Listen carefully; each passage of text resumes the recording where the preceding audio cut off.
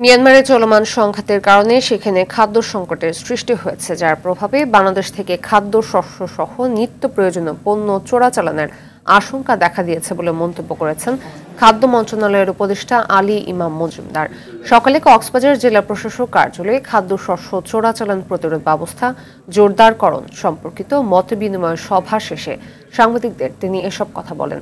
জেলা প্রশাসক মোহাম্মদ সালাউদ্দিন, অতিরিক্ত জেলা প্রশাসক নিজামুদ্দিন আহমেদ সহ বিজিবি, র্যাব ও কোস্টগার্ডের কর্মকর্তারা এ সময় উপস্থিত ছিলেন।